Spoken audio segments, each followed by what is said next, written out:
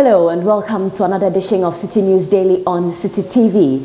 My name is Zoe Abu-Baidoo, and in our headlines for today, 2 more communities in the Volta Region demonstrate over a salt mining company for destroying their water bodies with their operations. We'll bring you the details of this story and many others. Do stay.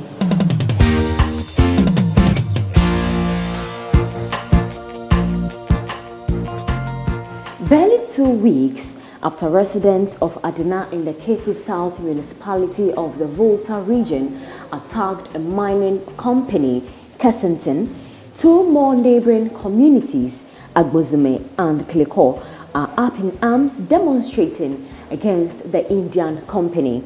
The residents are accusing Kessington for drying up their wells and destroying their water bodies with their operations. Members of these communities who share the same lagoon with residents in Edina are blaming the company for drilling water underground instead of drawing from the sea. This, they say, has resulted in the reduction of water at the water table that feeds their wells and lagoons. It will be recalled that the Edina residents attacked staff of the company, leading to the death of one of the angry youth.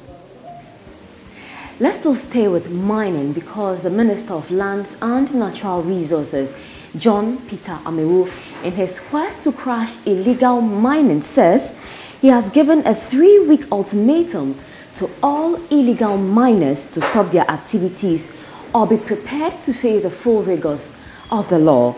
He says this will be after efforts to coerce them into stopping their activities ends in futility. Mr. Amewu 2 days ago appealed to some Chinese officials who were in the country on his invitation to help the government check the menace.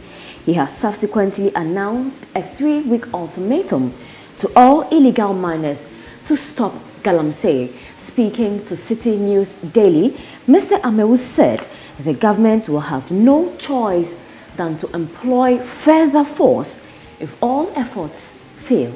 The approach was not aggressive as you think because this group of people are different from the actual people engaged in the lawless activity that we are talking about. The belief is that after they move out of the field, we are going to come in, and within the next 3-4 weeks, as I stated earlier on, we're going to come in now, with an action that of course will make sure that to address the lawlessness that is happening in the country. And to some health stories now. And the Apatrapa Health Center in Akumasi has suspended health services at the night, forcing personnel on duty to abandon their post. This is because the electricity company of Ghana has cut supply to the facility in the last 2 weeks for non-payment of bills. Residents say they have been forced to visit neighboring Tanoso and other communities to assess basic health needs for the past 2 weeks, expressing fear of loss of lives should anybody fall ill at night. Our Ashanti regional correspondent, Loretta Tema, who visited the facility, indicated that she counted about 6 health workers. She also reports that a few of the health workers who had reported to work were seated, fidgeting with their phones. The President, Nana Addo, has admonished the deputy ministers of state against actions that have the potential to undermine the work of the substantive ministers.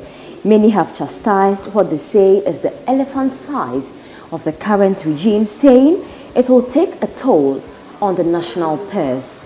At the swearing-in of the deputy ministers at the Flagstaff House, the president cautioned he will not tolerate acts of disloyalty. He explains that such acts will be taken as disloyalty to him, the party, and the state. President Akufo-Addo also urged the ministers to declare their assets expeditiously. Finally, the umbrella body of local road contractors, the Progressive Road Contractors Association, PROCA, wants the government to move away from the practice of awarding contracts to foreign companies or expatriates. They complain that they often lose out to these contracts, especially those from China. According to the association's first vice president, Hamad Labi, this practice is pushing them out of business. We're talking about contracts, city contracts. There are no dollar content. There are no foreign money content, but pure Ghanaian cedis being given out, being used to pay this contract. And we have our local people, our local Ghanaians. You see, this is what is going on. Government may not know. Second Image international admissions in progress. Courses available include hairdressing, beauty therapy, and fashion. Call us 10243 331 999. Evening and weekend classes are also available. And that'll be all for Citi News Daily on Citi TV. My name is Zoe Abu-Baidoo. Do make a date, same time tomorrow.